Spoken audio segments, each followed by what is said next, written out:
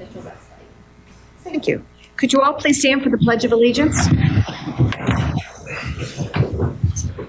I pledge allegiance to the flag of the United States of America and to the republic for which it stands, one nation, under God, indivisible, with liberty and justice for all. Roll call, please. Solano, Here. Yes. Hall, Here. Ellis, Here. Larson. I am here. Well, we can't think of a better way to start 2026 than having our 2025 champions here. Mayor, before you get started, Mason, come here. Come here. Okay, go ahead, Mayor. Come here, Mason. I'll wait until Mason gets down here. Come up here. Come over here. I'll stand up, let him sit down. Is he sharp or what? Come on, Mason. Come on. You take my spot for the day. All right. Good. He wants to get the trophy. He looks good. You stay right there, Mason. Okay, go ahead, man. All right. He's representing the team.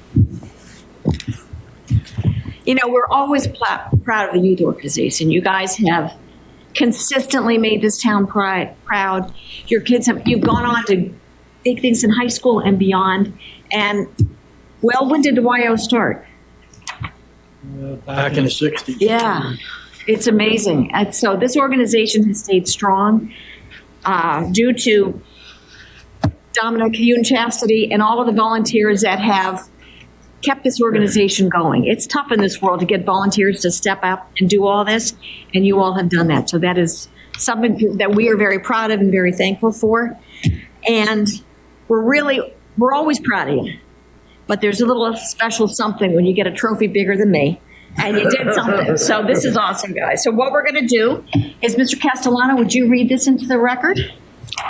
Yes, Mayor. Whereas the EHTYO Jersey Shore Youth Varsity Football Team exemplified excellence by coming together as a strong, disciplined, and unified team, proudly representing their community and demonstrating what can be accomplished through collaboration, perseverance, and shared purpose. And whereas the EHTYO Jersey Shore Youth Varsity Football Team earned the championship title by winning the 2025 Jersey Shore Youth Varsity Football Championship game played in Hamilton against the Hamilton Hawks.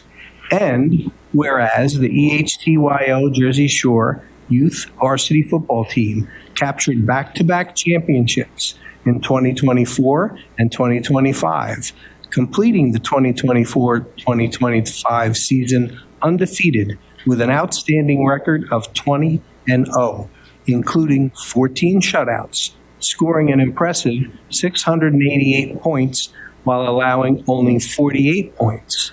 And whereas the EHTYO Jersey Shore Youth Football Varsity Team made history by becoming the first team in a Jersey Shore championship game to successfully kick a field goal. And whereas the following team members, led by head coach Scott Derbyshire, assistant coaches Tom Crowell, Darrell Merrill, Tony Savastano, Julio Robles, Cole Rering, and Julius McClendon, are deserving of recognition for their athletic skills and dedication to the sport of football, which allowed them to realize every athlete's dream of becoming a champion. Thank you. Thank you. I'd like the coaches to come forward. Mason, you Go can. ahead, Mason, come on.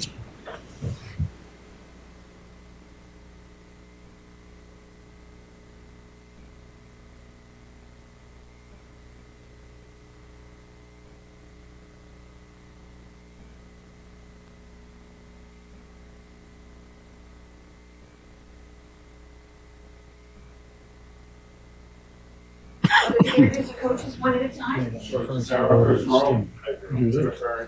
other guy's not here, but I'm sure they're playing other sports. Congratulations. Darrell, how are you? Congratulations to you and the kids. Congratulations. Mom Rouse. Double A. Good job. Well done. Matthew Barrett, Robert Bowden, Patrick Delucchi,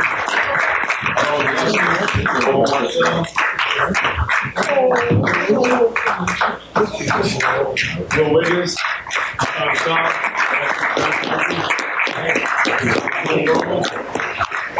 David Sierra.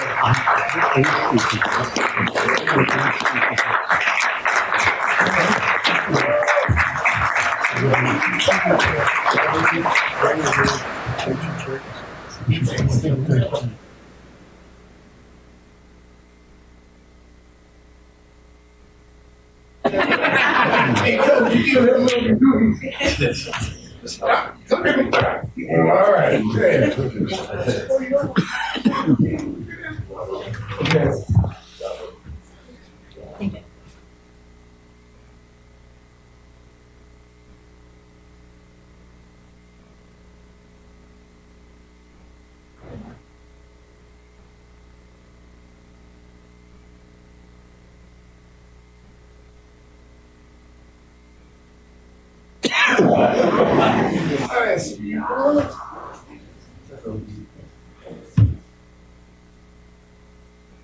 Coach, do you want to say anything?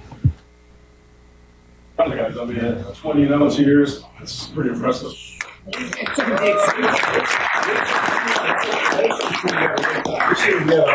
a lot of kids that had played football but really never had any started football before, so we really got to work that out for us. They really busted their butts in chair. So they really deserve the share. That's awesome. Now, who's going up to high school? How many going to ninth grade?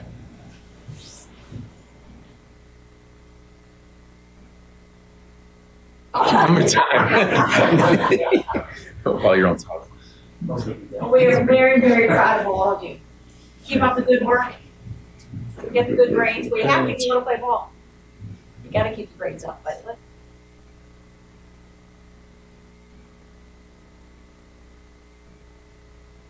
Field goal. He's a wrestler. He's a wrestler right now. He's a wrestler? 30-yard field goal.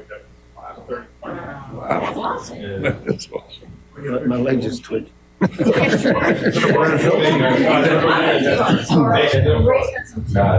guys. It is big. Come on, guys.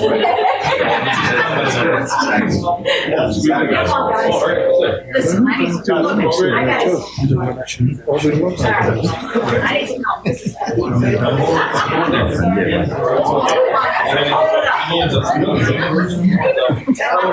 Short first. You might have two. Don't give them false hope. Thank you to the coaches.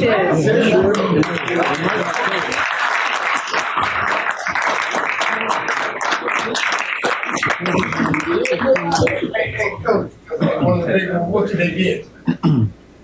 Let's put it up. No. Y'all all get milk. Cookies.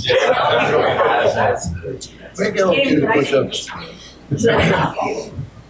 But congratulations, each and every one of you. Did you all have fun doing it? Yeah. Was it nice having the escort back? Sure. Other team. You want to say anything, right? Hey, don't forget, books first, workout, milk and cookies, and you're gonna be successful. Good job, good job.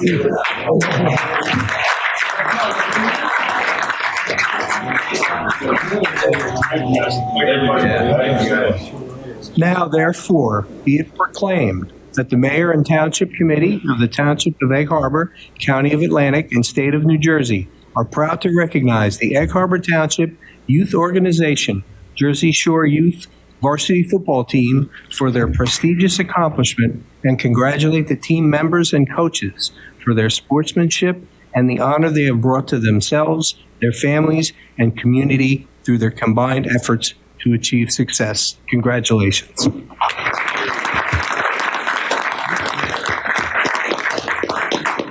Great job, guys. Great job. Let us know what you do next year. Thank you. Hey, Ray, any of these guys do your yard work?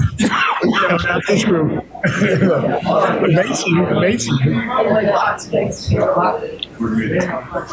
What's up, Don? How you doing, sir? Good to see you. When you at the floor, give me your phone number. I thought I had it.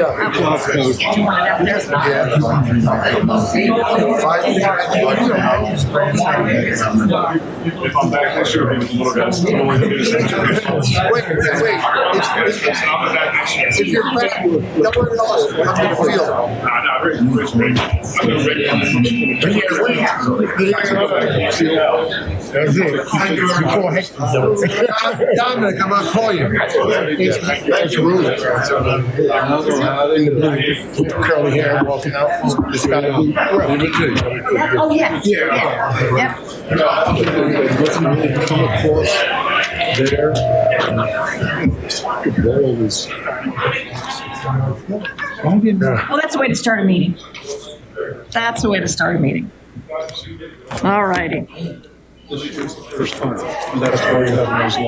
yes. I was shocked to hear that. Remember Dempsey when he kicked it with the wooden foot? Yeah. And they broke his record. We have no public hearings this evening. We have no ordinance introductions. We do have a few resolutions and a consent calendar. Does anybody have any questions on that? If not, can I have a motion for that? Make a motion. A second. All in favor? No, roll call, please. Yes. Yes. Yes. Yes. Yes. We have resolution for the bill list, authorizing payment of all bills. Can I have a motion? I'll make a motion. Can I have a second? Second. Thank you. Roll call, please. Yes. Yes. Yes. Yes. Yes. Do we want to wait on approvals? We have the chief here for a minute before we let him go. Now. Bring him up then. Yep. Do that, chief? Before we get into the, well, actually, why don't we just, do you want to just do the approvals and then we'll, Yeah, might as well. we might as well. All right, we've got a few approvals. Can I have a motion to approve the payroll for the month of December I'll make a 2025? motion. Thank you. Can I have a second? A second. Thank you. All in favor? Aye. Aye. Can I have a motion to approve the January 7th, 2026 Township Committee Reorganization Meeting Minutes? So moved. Second. All in favor? Aye. Can I have a motion to I'll approve the, recuse myself on that. yes. Okay. Can I have a motion to approve the departmental reports for the month of December 2025? Make a motion. Second. All in favor? Aye. Aye. Okay, now, Chief, would you like to come up?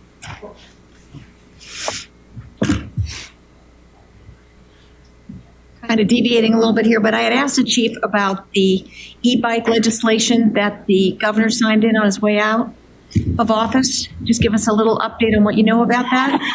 All right. Well, first of all, good evening, everyone, and congratulations to Thank you, Chief. new committeeman Castellano. Welcome. Basically, the e-bike legislation. I mean, we've all been waiting for it. We know what the dangers and what we've seen locally as far as children getting hurt or killed on e-bikes. So this new legislation is basically made New Jersey the strictest in the United States as far as e-bike law. And it really applies. And so anyone 14 years of age or younger, they can't ride e-bikes. It's against the law. Between the ages of 15 and 17, you do have to have a license to operate an e-bike and registration insurance. If you're 17 and you have your driver's license, then that would apply. And anyone 17 years of age who has their driver's license and older, they're required to have their license to operate an e-bike as well as registration insurance. I do know that there's waivers. I think the first 6 months. Let's see here. I have the law here. I highlighted certain sections of it. But I know that the first 6 months enforcement will be waived. Yeah, you have 6 months to come in compliance. So e-bike riders have 6 months to come in compliance.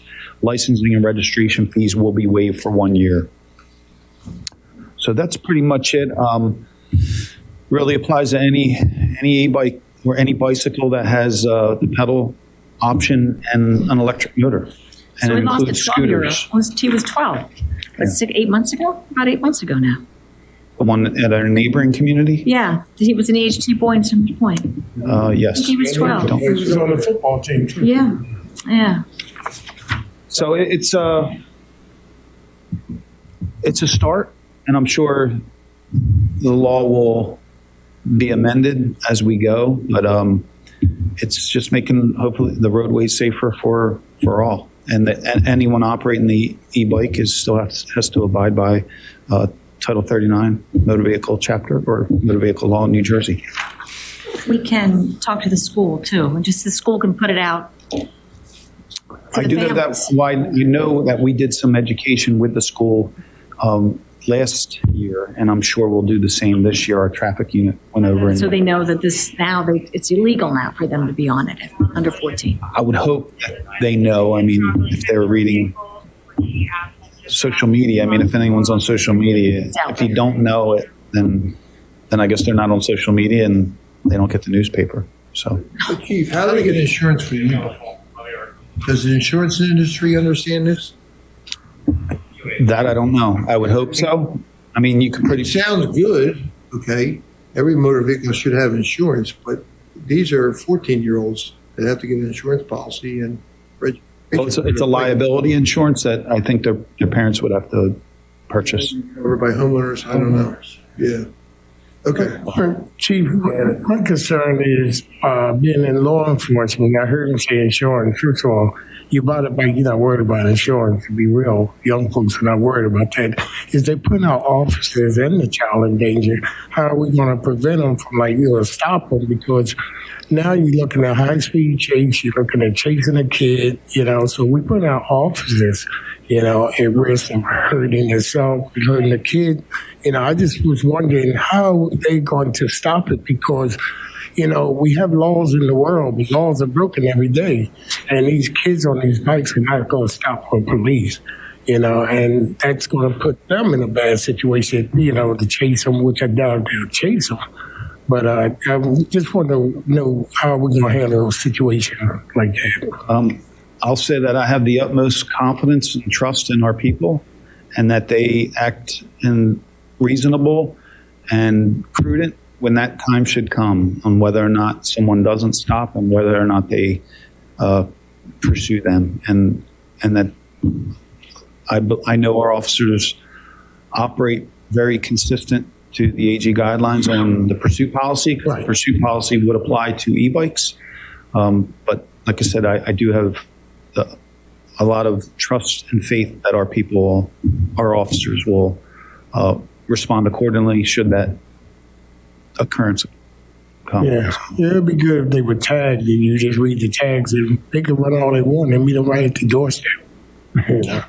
Instead of chase, if they have legal tags and the tags come back to a home, I would go right to the home. Because like I said, that's a really touchy situation. I know our officers are very professional and knowledgeable about Title 39, and I just don't want to see them in a situation, Agreed, 100%. And you brought up something. I mean, I know they say it needs to be registered, and I don't know again, I'd have to read the law more in depth. I don't know if that means that they have to have a plate on it to identify it.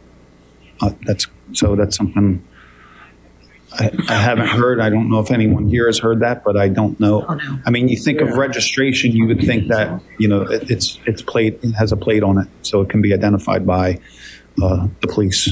So, I think it's a step in the right direction. Absolutely.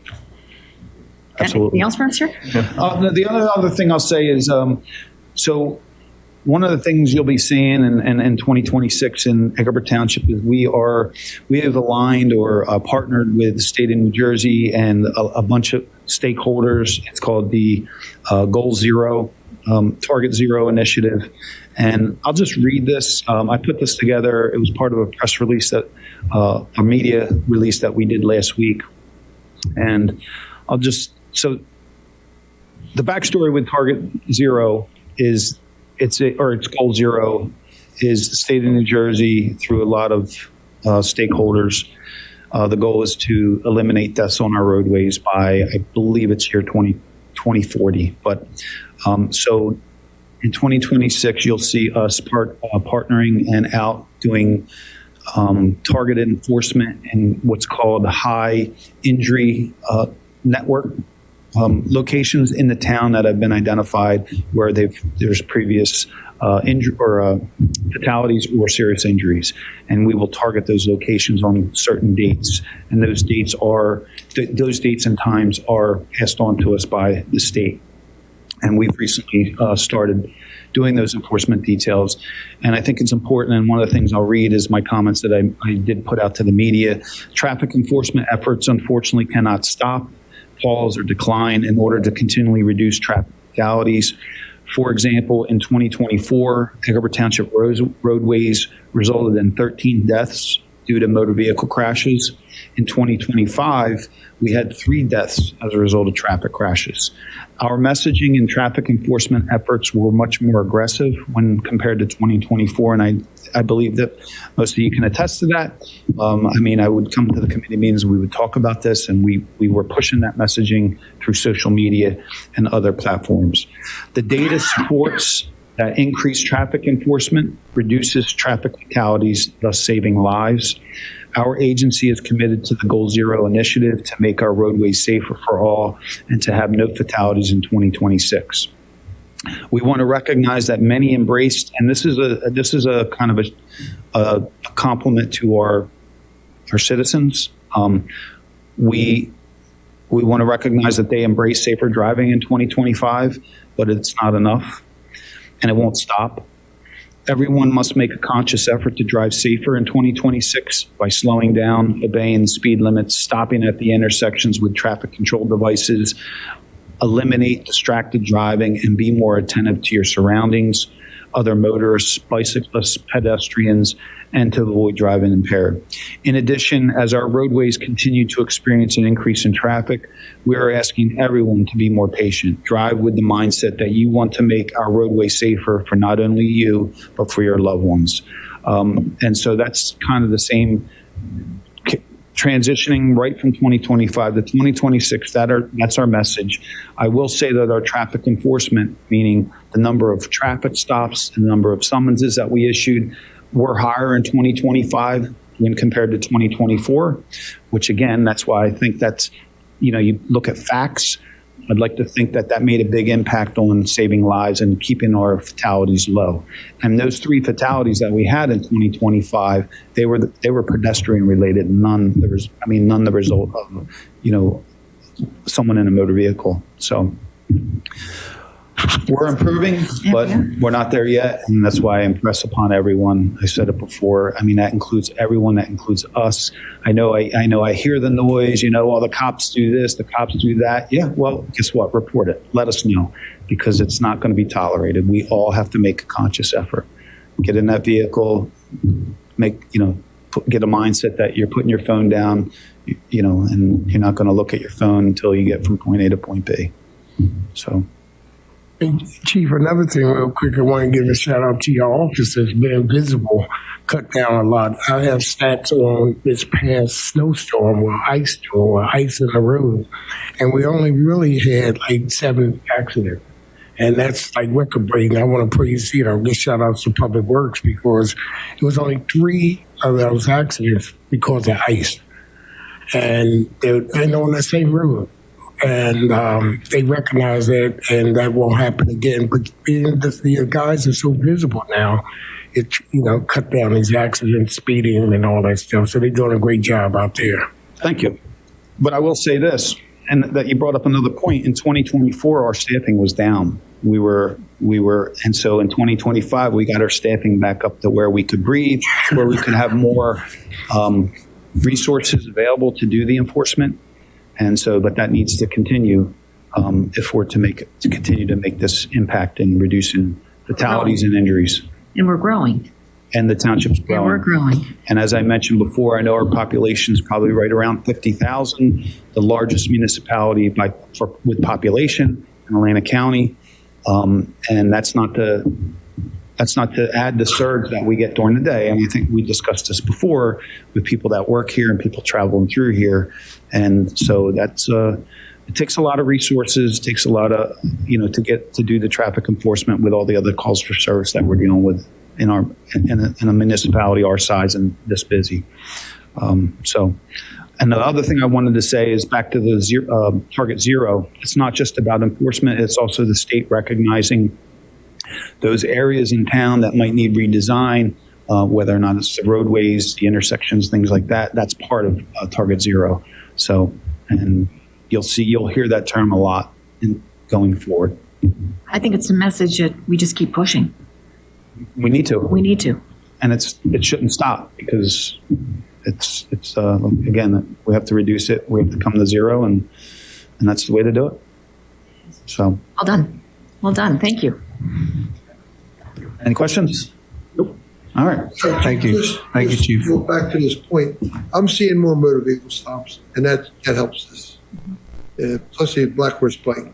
There's stretches of the Black Horse Pike that it's not the parkway, and they're moving pretty good. And that road, because of the congestion and the building on it, it's got to be slowed down. It's just too fast.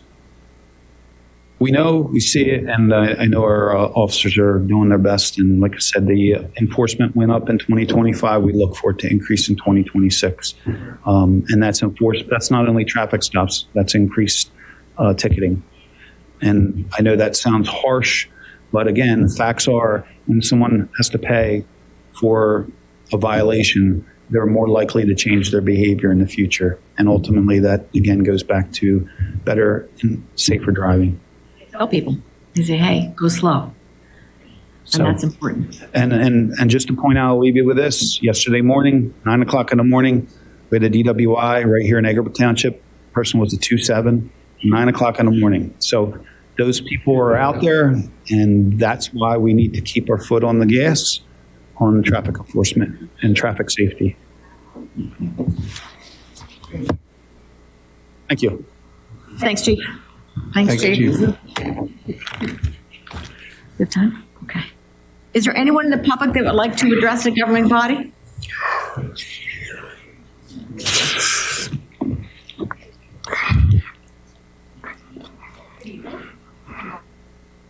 Egg Harbor Township. Thank you for allowing me the opportunity to speak. Tonight's presentation with the EHTYO was absolutely outstanding. I was part of that organization many years ago with my son, so that brought back a lot of wonderful memories. I have been at my share of meetings, various meetings in my adult life, and I attend the zoning board meetings for the township on a regular basis. At the last zoning board meeting, the professionals were awarded contracts. And my question is, and I'm hoping someone can answer for me, whether it be the governing body, mayor, Mr. Dentino, or maybe it's someone from finance, why is it that the zoning board would make a motion with a name of a professional without any discussion, any questions, any talk of cost, and we go with the second, well, let me back up a little bit here.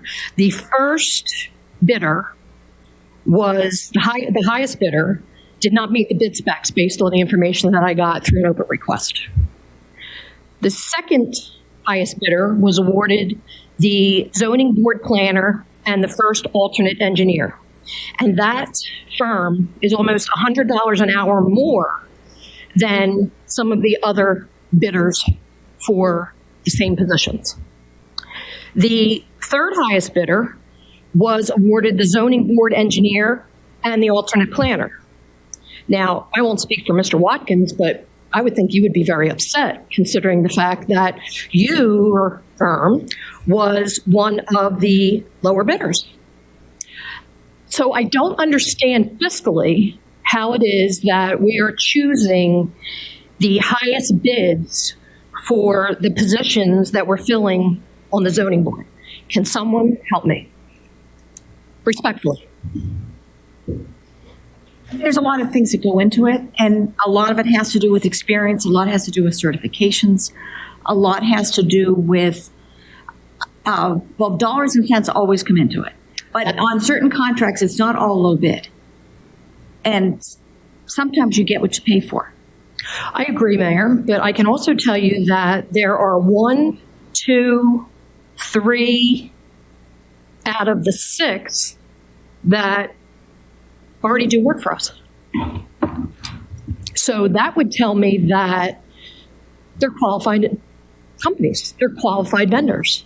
And if they have the lowest responsible bid, based on what I'm looking at here, why would we go with a higher bidder and not be more fiscally responsible when we're talking about over $100 an hour? An hour. I mean, that's a lot of money. That's a lot of money. So can someone, and I get the whole thing about, the criteria or the experience. I mean, Mr. Watkins' firm certainly has quite a bit of experience and does work for the township. He was also lower bidding wise than the people that were selected for the zoning board. And I'm just asking for an explanation. Respectfully.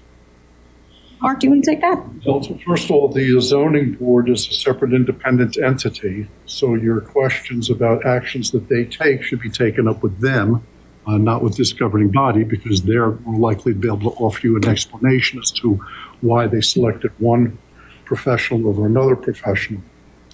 I can respect that, Mr. Friedman. Did you fit? I'm sorry. Just to finish Please my do. thought to answer your question is, keep in mind that whatever the bid number is that ultimately is the successful bidder, those fees are charged to an escrow account that is paid by the applicant and the developers that come in before the board. They don't affect the municipal budget. Did you have anything else? That's all I have. Okay, thank you, sir. And I appreciate that.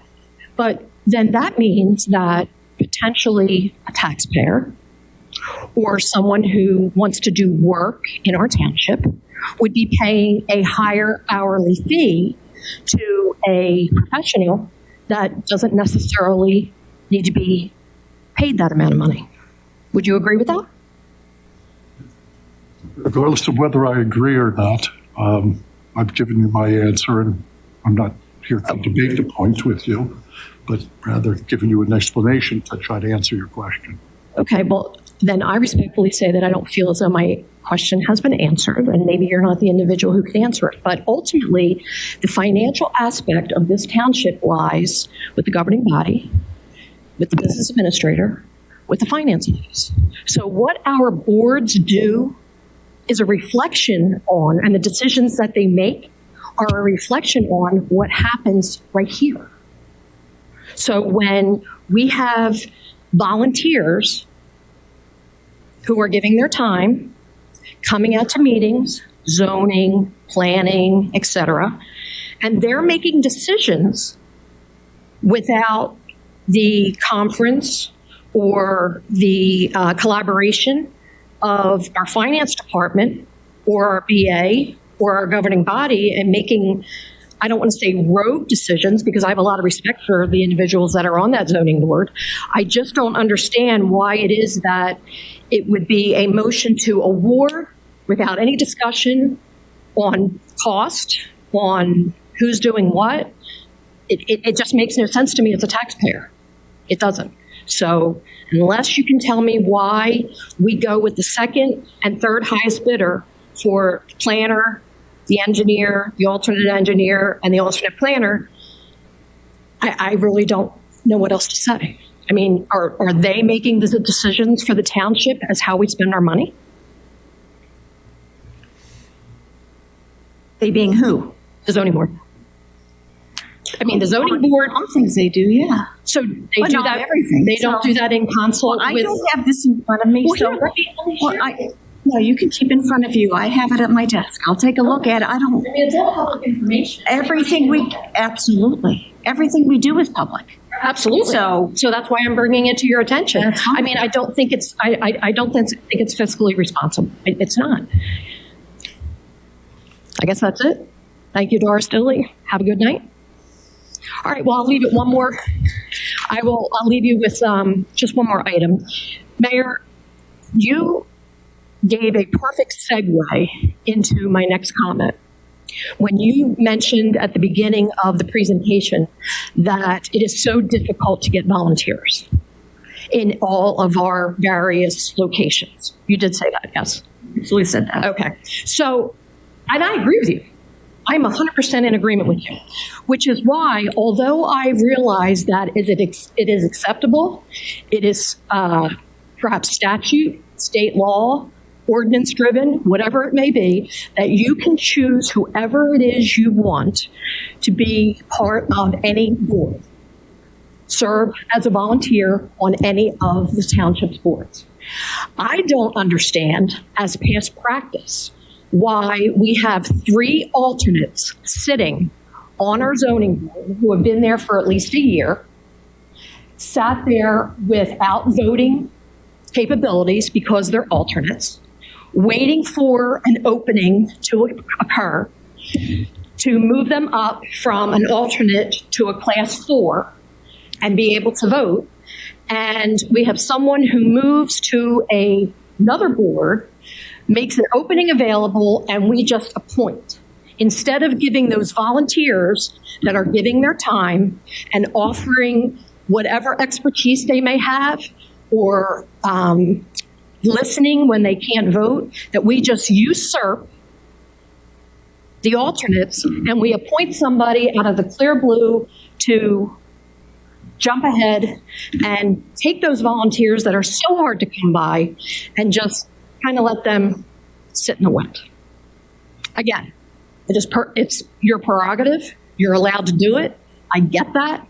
But I don't think, as far as past practice of what has occurred, that it's fair to anybody who is sitting there volunteering, waiting to be a voting member on any board, that they get usurped by an appointment that individual could have still served on the zoning board, but in an alternate capacity. I just think it's not right. When you're looking for people to serve this township, those kinds of things should be taken into consideration. So, to your point, volunteers are very hard to come by, and if we don't treat our volunteers who are on these boards or giving their time to us properly, maybe we won't have so many. And I guess that'll be it for this evening. Thank you very much. I appreciate your time, and have a good night. Anybody else like to address the governing body? I'd just like to comment on that a little bit, because I sat on the zoning board. Zoning board has had a lot of change in it. So when you're talking about putting new people on there, we probably looked at putting somebody with a little experience on that board to shore it up a little bit. So zoning board is a tough board. You got to know, and it takes quite a long time to get the feel of that and learn everything about it. So if that's what we did, most likely we did that. Yep, and that's true. And we do appreciate every volunteer that we have here in town.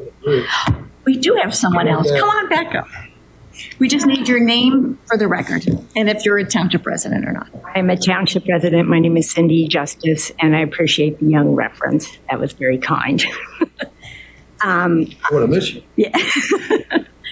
I'm going to tell you right out of the gate, I'm not really. You just push your mic down. Just there you go. Is that better? This way it'll get picked up better. Okay. I prefer not to be taped if you can tan the. And put it back up. No, I mean, I'm okay to be heard, but the tape, it's creepy to me.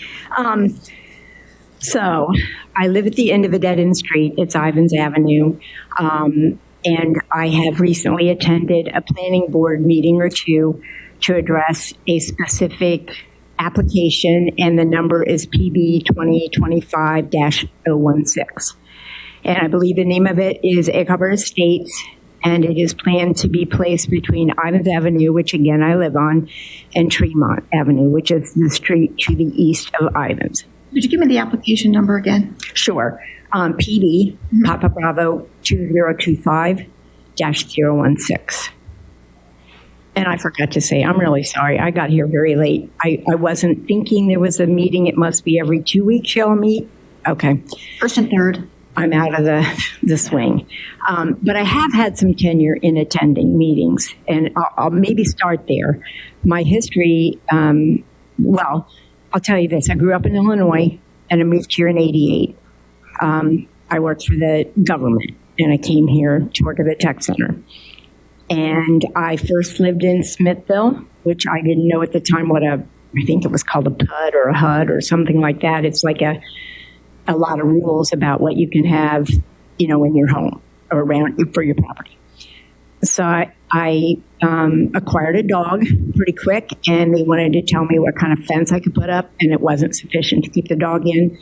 So I went looking for another place to live, and I found Eggharbor Township, and I loved the openness. Well, I won't say openness because it's not open like Illinois, flat, and you can see for miles and miles and miles, but it was not as restrictive. It just kind of gave me a feeling of home.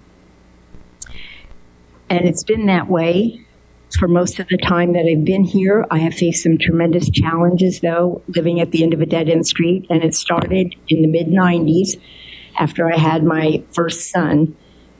And he was 2 or 3, and we had to use a porta potty and or go outside to relieve ourselves because we had a septic, and we couldn't flush because the water table was that high. Probably you may have been there then. I know John Carmen was here. I know Sonny was here. I know Jim Mott was here. In the Ivans, you described it The dead end side. The dead end side off of West Jersey? Yeah.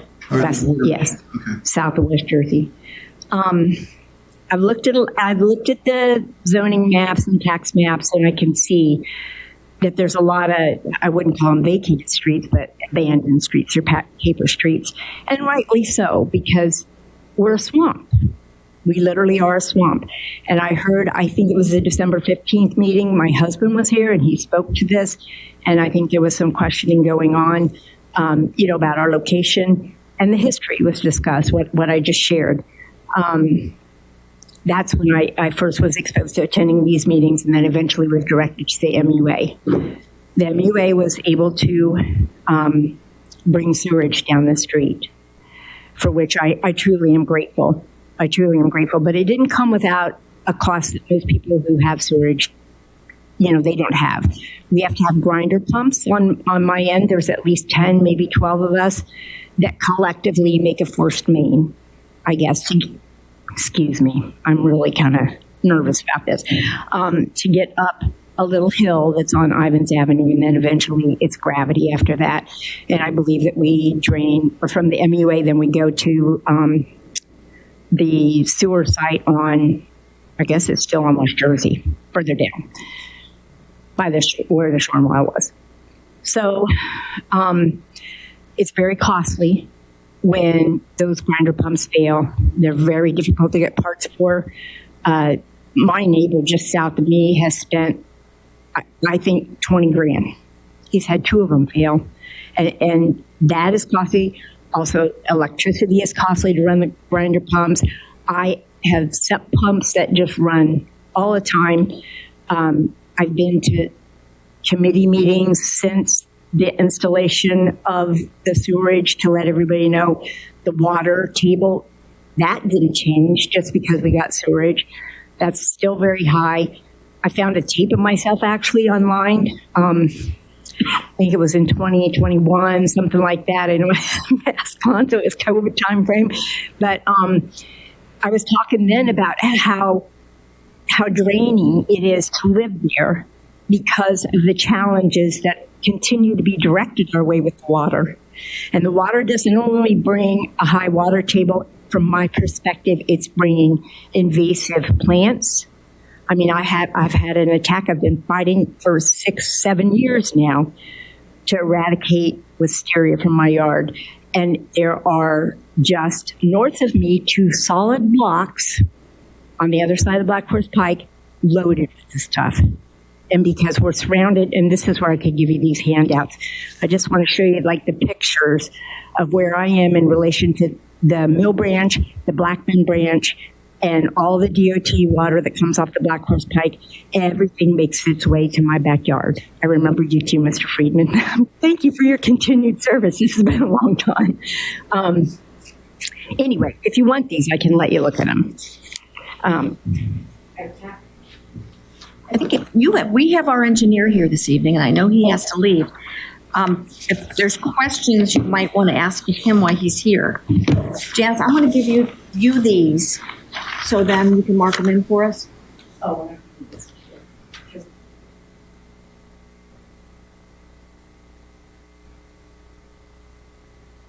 But if you just look at the first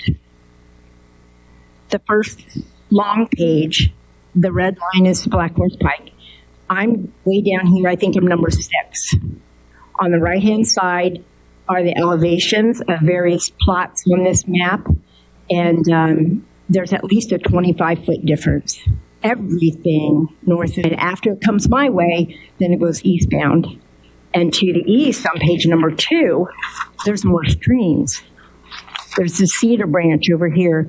Eventually, Mill Branch is connected with Blackman Branch. It comes up from the south. They circle around Ivans and eventually make their way to Patcon Creek, and oftentimes just sit there stagnated. I have so many pictures of various times that I've been here to tell you all about the flooding. I mean, I get moss growing on top of the water. It stays that long. I've had full flocks of ducks in my backyard swimming, literally swimming. I have buckles in my drywall. I'm concerned about the foundation. There's all kinds of stuff, all kinds of damage that's being caused by this additional water that comes from all these developments. I mean, one of these, hopefully soon, I'm going to be able to put all this together and present it in a more complete, not so disjointed way. You're doing a very good job. Well, thanks. You but are. It's so... There's a lot of water that we all know comes from the pike. Yes. It goes out down towards your way. Yes. We had talked prior about the year we had 62 inches of rain. Yes. And that was a brutal year. Yes. And the grinder pumps are operated by you to hit our main, right? Correct. So they're failing rarely because they're used heavily. Yes. Okay. And they're very costly. Yes. Yes. Yes. How are you? Good. What is your question to the board right now and concerns of what you're presenting? I believe you're presenting an issue. Yes. Of what you feel is concerns and stuff. Are you concerned about the development that's coming in to the planning board application? Yes, I'm concerned Okay. about that. This board has no jurisdiction whatsoever to vote on that project. So if you're concerned about the drainage improvements and how that project is going to function, you have to present your case to the planning board. I just want to make sure because this board cannot vote, cannot change, cannot do anything in regards to that site. Now, if you're concerned overall of the development of the township and how that's increasing, the board, the council, or committee can take that into consideration, meet with the administrator and planner and discuss that at some point. So if that's the other concern, I'm not taking words out of her mouth, but I think that's where we're getting to, that she's concerned about the development overall in this area and how we can control that development. Well, and the one that's coming in directly. And again, that's planning board. We have no jurisdiction on this council. I'm not being a lawyer, but I'm just saying it's in front of planning board. This board does not vote on that or even look at drainage calculations or the design of the project at all. But Bob, the Black Horse Pike is feeding that way. It does. It started way back before us. Yes. Is there any improvements to cut that water off before it gets to Ivans and makes her problem worse? Because she gets water regardless of the pike. If you shut the pike off, she still has water problems because of those streams out there. We can't touch anything in Ivan's Ditch because it's a DOT. It's an easement. Yeah, I mean, I don't know if they can make a different system to hold their water than sending it down to her. Because that's what's happening, and she's getting her own because of the streams and the pike. If the state widens the roadway and does additional impervious coverage, they're required to do drainage improvements. But overall, I don't believe they try to do that because there's no room or area that they own to do such improvements. So really, they're only doing resurfacing of asphalt roadways that are already impervious. If I may add to it, about 10, 15 years ago, I sat with Ms. Justice and a number of property owners and our professionals to address the habitual flooding of Ivans Avenue. And the only solution, we were made aware of all of these issues about flood and waters coming from various directions, including the pike. And the solution that came up with at that time is the trenching that was done by DOT. Now, it is possible that trenching was not been maintained over 10, 15 years, and therefore is hurting the dissipation of the water. And that's something that perhaps this committee can look into and seek to have that improved. Beyond that, obviously, if you have a question that you want this committee to particularly try to address, then please state so. I'm not quite sure what to ask for. I need education to really kind of understand how y'all work together. I just remember starting here with a committee back in the mid-90s to bring forward the issue I was having with not being able to flush, and that, then we ended up, actually at the time Vince was on the MUA, or somehow I ended up in a room with Vince. I remember that with a newborn. I think what we can do is first we can check that the DOT has checked and cleaned those and done what they're supposed to do. We can start there. Okay. The project that you have great concern that's going to affect you and everybody on Ivans Avenue is definitely at the planning board. Yes. Now, two of us sit on the planning board. Mr. Watkins is on the planning board. Mm-hmm.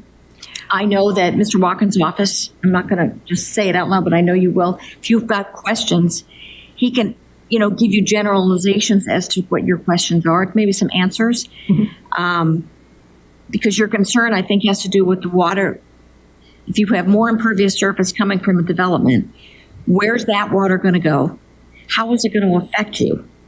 Because it's so wet there to start with, because there's so many underground streams are there, so I think that's a lot of what your concern is, if I'm not mistaken.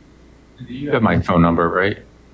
I believe so. I'll give you my card anyway. Why don't you call me tomorrow, and we'll try to set up a time frame to go over some fundamentals of all what's going on. Okay? That sounds good.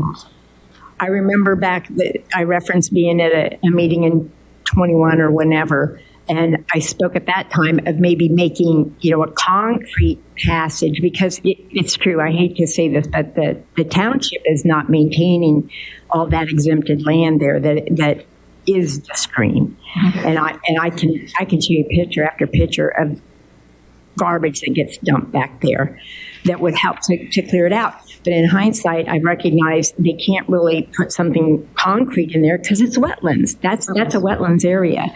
And that's what this second picture is about. Whoops, it's upside down that I'm showing you.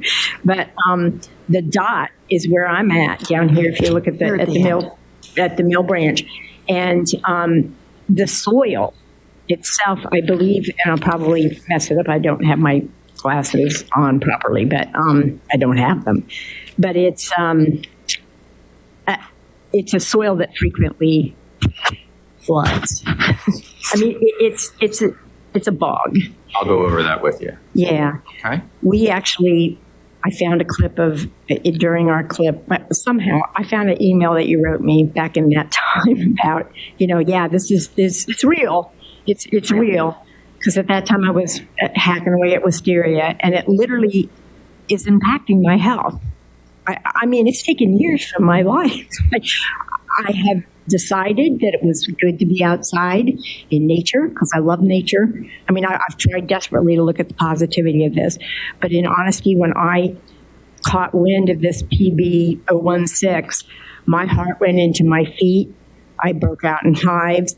It's just like, oh God, help us, because it's not going to help me in the least, and I don't think it will help anybody further south, in particular, like the plants and the wildlife and things like that, because there are native plants back there. There may be some that are on a list. I don't know what the list would be, but anyway, I understand that you need to go. Well, I can tell you this: if you have, in regards to garbage being dumped back there, if there's garbage dumped back there, call us. We can have our people clean it up. We can absolutely do that. But much of it is even fallen trees because it's so that's a different story. There's things we can and cannot do. But I would talk to Mr. Watkins tomorrow. We will. He's a wealth of knowledge when it comes to this, so that's good. Part of it. One question then for you as a planning board: do you know for sure it's not going to be heard tomorrow, or I'm sorry, on Monday, on the 26th? I can tell you that I'm not the one who makes decisions, so that'll be. The agenda's online. Well, not yet. Not yet. I called on the 16th at Danielle's encouragement. Go ahead and call because they should probably know 10 days out. And here's my classes. It's like, sorry about that.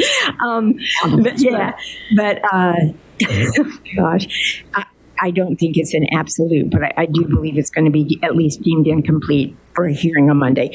I'll be there regardless, but I want to get something together and come prepared, because it's not just me that doesn't really want this stuff to happen. There's traffic, there's X and Y and Z's, to be considered too, but I just want to say thank you for your time tonight. Okay, guys, thank you. And we will check the agenda. I don't think it's on, but you don't want to say that 100%. It's okay. Either way, I'll be there. Okay, very good. Tomorrow, okay? You got it. All right, can I have a motion to close the public portion? Can I have a second? Yeah, we got a first and a second here. So, all in favor? Aye. Bob, you have to leave, correct? Mark and Tom. You got it. Got it. Yeah. Okay. They know everything. I don't really have any engineering expertise in closed session. Okay, very good. Very good. Thank you. Which leads me to, we have a need for a closed session. You want to do your reports? Yeah, let's do that. Township committee reports. I'm going to start with Mr. Castellano to have his first official. Thank you, Mayor. Appreciate it. And I want to thank you, the committee members, and the staff for the very warm welcome. I did ask to get right to work, and you've put me right to work, so I appreciate that very much. I want to thank everyone involved with the reorganization and the swearing in. It was a very, very nice ceremony. A number of our fire companies had their installations this past week. I had the great honor of attending two of them. They were very beautiful ceremonies. This was my first regular meeting, and I had a couple of questions about bills, and Tom was very good in working with me and getting me answers to those. I do want to state that I think that, and I think we would all agree that going forward, all other things being equal, when we can utilize a township business for goods and services, I would certainly like to do that. I think we'd all like to see that happen. And then finally, I want to thank Chief Spano, who took the time to meet with me today. Back on the 15th of October, we had representatives from a group called Atlantic Prevention Resources were here.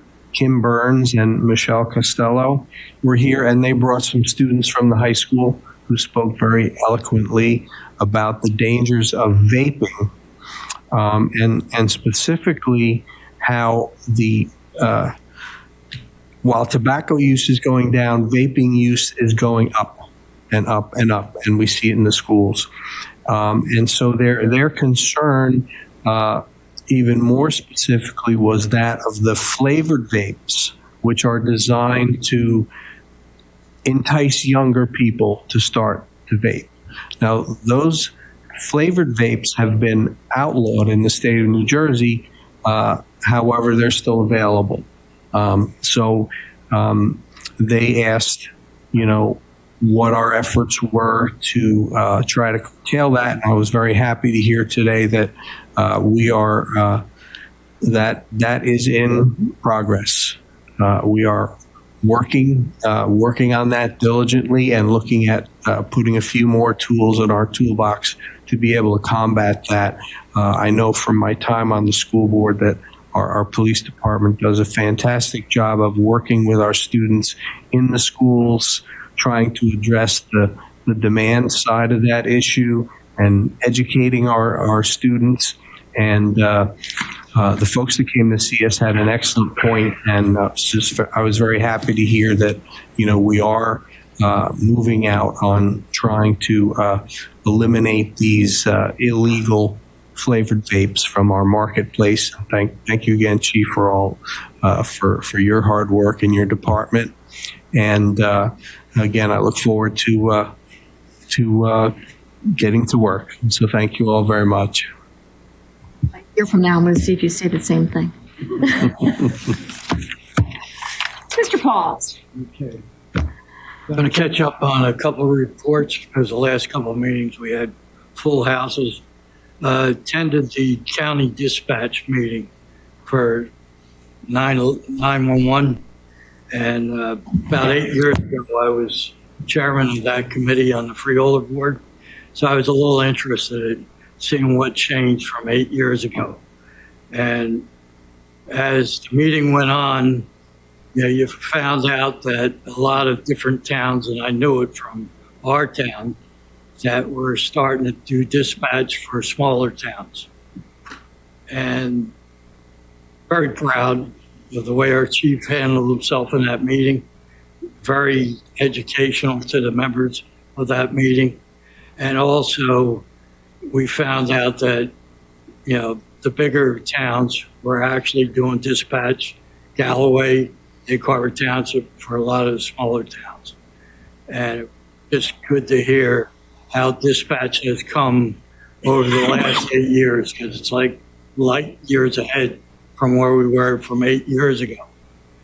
The following day, I came to town hall to pick up something and ran into the chief over the other side, and he had the head of dispatch with him. So I was asking him a couple of questions, and he said, "This is the guy you want to talk to." So he gave me to the head of dispatch, and we talked for about a half hour, and it was really good meeting, really educated me where dispatch is right now. Just want to thank you for all your help there, Chief. Did a good job. Also, the next thing I had was want to thank Tom, brought it to his attention on High School Drive, coming past high school towards the senior housing. There's a pedestrian walkway that nobody ever stops for. And if you got an older person walking across there and they're coming around there sometimes at 50, 60 miles an hour, you ain't getting out of the way. So Tom got me 2 lights for the pedestrian signs, and they actually are working quite good. So the people of the town there really appreciate that, and thanks for $11 million. I got one more thing. I want to thank everybody that attended my brother's funeral. Just want to recognize him, and I don't know why I'm doing this, because I'm starting to break up. My brother Bob was chairman of the planning board for quite a few years. Did a great job with that. Over the years, he took the youth organization away from my mother and father that created that, and he did the second phase of fields and baseball. He was led the baseball side of the youth organization for over 10 years, and that was all volunteering on his part. He built the BMX bike trail back there, and anytime you would stop by his house during the week, during baseball season, he probably wasn't home, because back then we didn't pay umpires. It was all volunteers. and somebody would never show up, and he was always umpiring the game. He dedicated a lot of years to this township. Publicly want to thank him for that, and going to miss him. There's a good EHT contingent out for that. A lot of old EHT there. Paul? Just a couple things. Not knowing your brother that well, his artistic ability with his cartoons and what he used to do with the various, I know it was Hammock and Gazette and other papers, but really priceless. He had a gift from God to be able to draw like he did and illustrate, which some of them are better than others. But it was, at the funeral, it was good looking at somebody has kept, I guess, a portfolio of all his work. Couple of the politicians don't like seeing it. No, I think Frank Lobiano was figured many times, but he was gifted. A couple of things is I'm glad to see we're buying fire gear. That's a minor expense. That stuff is very, very expensive.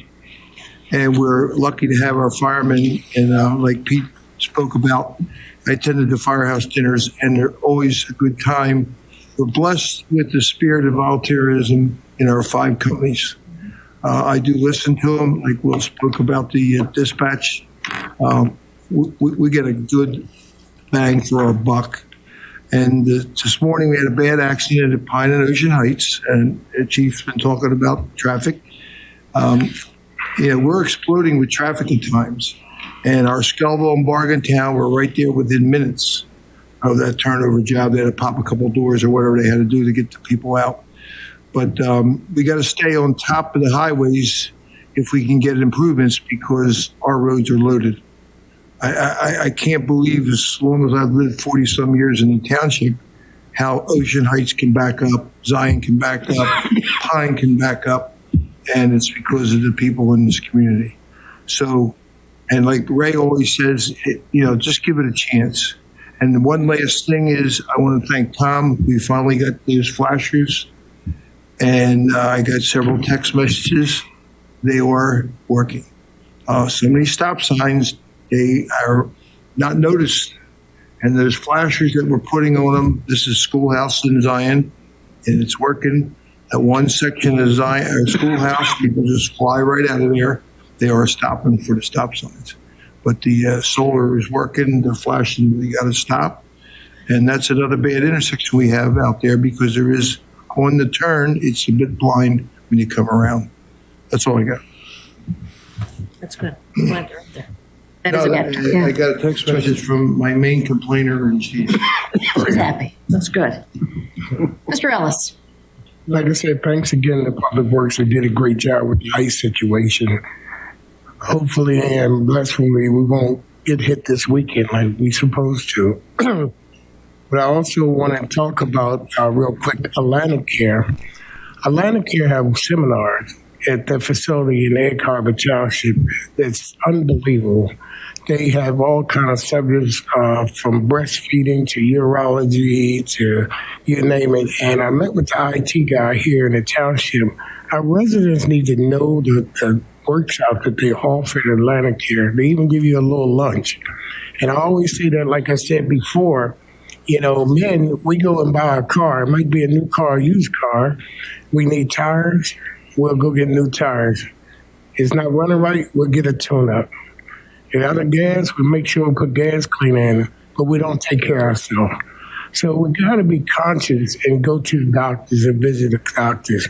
I want to make sure we get together with Atlantic Care and put the information out of the services that they offer right here in our old town, our own town. It is unbelievable. So we got to work on that and get our men, our women, our children all in better health. Very good. How was the lunch? Oh, it was good. I went there just for lunch. I want to echo what basically everybody said regarding the fire dinners. I want to first start by thanking Chief Rob Winkler and Chief Gene Sharp. They were the chief and assistant chiefs for the last few years. Pat Flynn from the Skelville Fire Company and Bill Dance from the Cardiff Fire Company are now the new chief and the assistant chief. They have a tough job, and they do a good job. So I want to thank all of the fire department for everything they do for each and every one of us here in Egg Harbor Township. I want to thank the old leadership and the new leadership for stepping up. And it's a tough job they do. And like anything else here, we're all volunteers. So I always say when you get the solicitation in your mailbox, put a few dollars in it. They are all volunteer. And they truly do leave their kitchen tables, their beds at work to go to a fire 24/7. And we can't thank them enough for what they do. Now, that being said, snow removal is this weekend, and there's a chance of, and Ed, you know this, you don't have to deal with it anymore. So just to remind people that if we do have a snow event, which it looks like we're going to, vehicles are not supposed to be parked on the roadway. If you have a way to get the car off the street, put it in the driveway, your neighbor's driveway, if you can get it up somehow off the road, it helps the plows. They can get through. When they have to bob and weave through traffic to get through, it takes them so long. They do not move fast. And again, we only push snow, we don't remove it. So driveways do get blocked in. So just try to move your cars and do what you have to do, because it is usually, it's a tough day on everybody, especially on our public works. And they're out there. I just wanted to give everybody the order of streets that they do. I'm not going to name all the streets, but the first order is all the main arteries and the emergency facilities. That's the first round for public works. The second round is the secondary roads. The third round is the residential streets and the cul-de-sacs. Now, that's not usually all in one day if it's a big storm. So they're going to work on the main roads and the emergency people first. If you have an emergency at your house and you're on a cul-de-sac, put a call in. Call our 911 system, call our public works. But it's not to go to Wawa to get coffee. It's to go to the hospital. It's for something that is a true emergency. So just try to move your cars off the road. Check on your neighbors. It's also going to be 5 degrees, I think, this weekend, something like that. So please check on your neighbors to make sure that they're okay. I just wanted to remind everybody of that, because snowstorms are stressful for everybody. The kids are having a great time, and the grown-ups are getting pretty stressed. So we just want to make sure we make it as easy on our public works and our police department. Chief, I don't know if you want to add anything to that. Very good. Get the car off the road. One additional point I've come to learn, they don't start plowing generally until the snow stops. Yeah. Yeah. And we just push it. And we push it. So just want to remind everybody of that. But again, I want to thank the fire department for everything they do. And I also want to give a shout out to Juanita Hyman from the school board, who was at our reorg. I didn't see her, and I forgot to mention that she was there. So shout out to Juanita to say thank you very much for coming out and supporting all of us. And that's pretty much what I have. Tom? Nothing, ma'am. Mark, is the sledding hill ready? Sledding Hill's ready. We've been out there. Sledding Hill's ready at the Nature Reserve. Yes, it is. We do have a closed session this evening? Yes, ma'am. Resolution 87, authorizing the Township Committee to convene in a closed executive session to discuss matters which may involve personnel and their legal matters. Whereas the Open Public Meeting Act permits the exclusion of the public from a meeting in certain circumstances, and whereas this public body is of the opinion that such circumstances presently exist, and whereas the Township Committee may need to enter into a closed executive session at one or more times during this meeting to discuss matters permitted under New Jersey statute, including but not limited to the following. 3 legal matters. We have a redevelopers agreement regarding the Route 152 redevelopment plan. We have Atlantic County Improvement Authority pilot for Building 2, and an update on EHT EMS contract. All anticipated disclosures of 1 year. Whereas the minutes of said closed executive sessions will be kept, in which the matter involving the confidentiality of the above no longer requires that confidentiality, then the minutes shall be made available to the public in accordance with law. Now, therefore, be it resolved by the Township Committee, Township of Egg Harbor, County of Atlantic, and the State of New Jersey that the public be excluded from this meeting during such portions of the meeting as the governing body may deem necessary to discuss matters set forth above. And there will be no formal action taken after the session. Very good, thank you. Could I have a motion to go into closed session? Make a motion. Second. Roll call, please. Yes. Yes. Pauls, Yes. Ellis. Yes. Bremer. Yes.